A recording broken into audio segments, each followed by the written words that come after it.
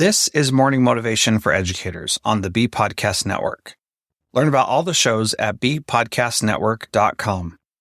You'll hear from a variety of formal and informal educators who help put this podcast together. If you'd like to contribute your voice to this show, please go to morningmotivationedu.com to apply. Hello, I'm Joey Massio, a former middle school teacher and counselor turned full-time teen coach and speaker. I help teens stop feeling like the sidekick in their own story and get more control over their lives by building confidence, managing emotions, and creating motivation so they can be the character in their story they were born to be, the hero. You can check out all the ways that I help tweens and teens, including my new gamified mindset training app, Sidekick to Hero, over at my website, joeymascio.com. Today, I want to talk about dealing with annoying people. Yes, sometimes there are just people in our lives that are simply annoying, but our thoughts and actions are often multiplying their annoyance power. So if you're interacting with somebody who is annoying, which, by the way, is not a fact, but I'm going to go with that just for brevity of the episode. We'll just assume it as a fact that that person is an annoying person. There's usually three reasons why someone is being annoying. This can be colleagues. This can be a student you're working with.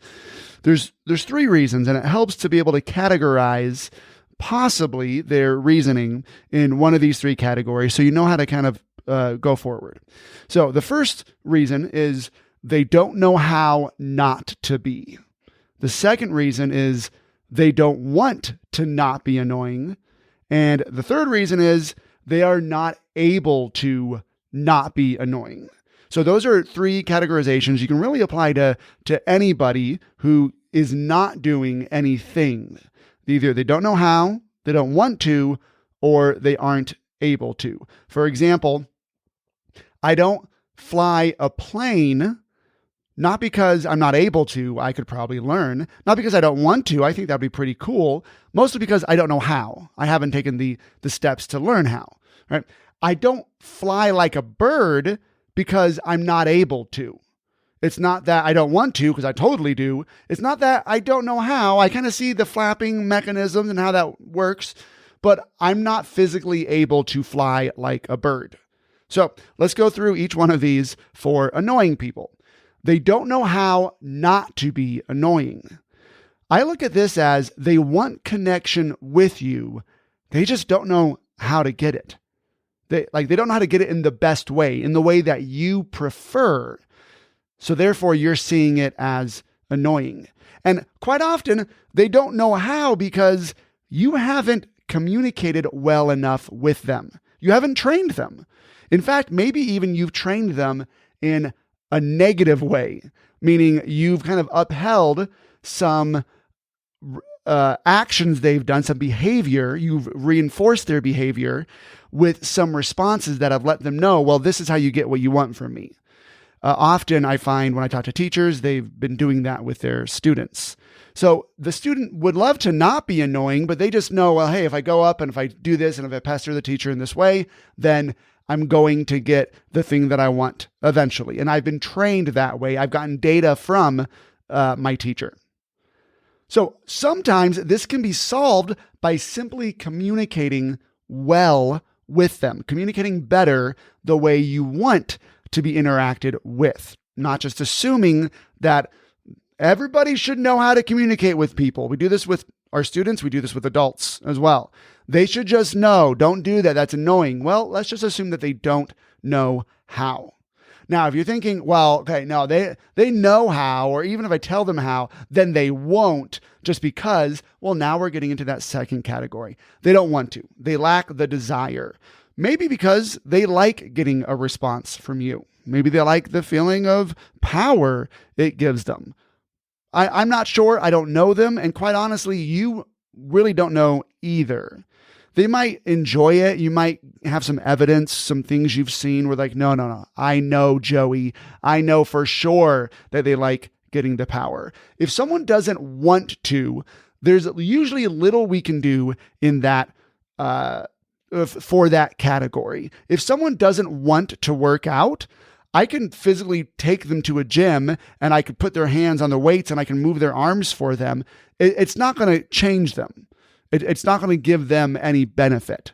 If someone doesn't want to do something, there's usually little we can do. Now, there's often things we can do to inspire other people to want to change, but that's a different episode. Right now, if someone just doesn't want to, and we are in control of our own selves more than we are in control of other people, then the best approach when you're dealing with somebody who is annoying, who just doesn't want to change, is then to just change the way you view them. View them as less annoying. Give them that grace or some understanding and just let them be. And generally, you won't magnify the annoyance that they have over you. Now, that last category, they're not able to. They are not able to not be annoying, meaning maybe it's part of their personality. Maybe they have some habits or some quirks or some things from past trauma. Who knows? It's just kind of a part of their package of who they are, that they're going to act in ways that you find annoying. Again, you can try to change them, but that's going to be much harder than changing somebody's desire, because some people have a desire to be different, but it's just part of their kind of built-in habit of personality. And they're probably experiencing some stress from that themselves. So in that category, I often find it easier to choose better thoughts towards that person, to reframe my thinking around them and their behaviors so it's not as annoying to me. Because you know what? That's just who they are. And you know what? Who they are is okay. It's fine. I know it's not what I prefer, but that doesn't make it not okay. That's just who they are. And in that way, I can lessen the power that their actions have over me. So, are some people just annoying as a fact? It's just a fact that that person is annoying. Well, that may be up for debate. And I would love to debate that with you sometime. But what's not up for debate is that your response to these people is probably making it worse for you.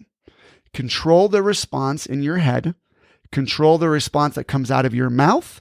And I promise you that you can create a better relationship with these people, whether they are students or colleagues, without having them change very much. You don't need them to change. And you'll definitely stop multiplying their power over you. Thanks for listening. And whatever role you have in education, we have a podcast for you at bpodcastnetwork.com. Who among your friends and colleagues needs to hear this message today? Please share it with them right now.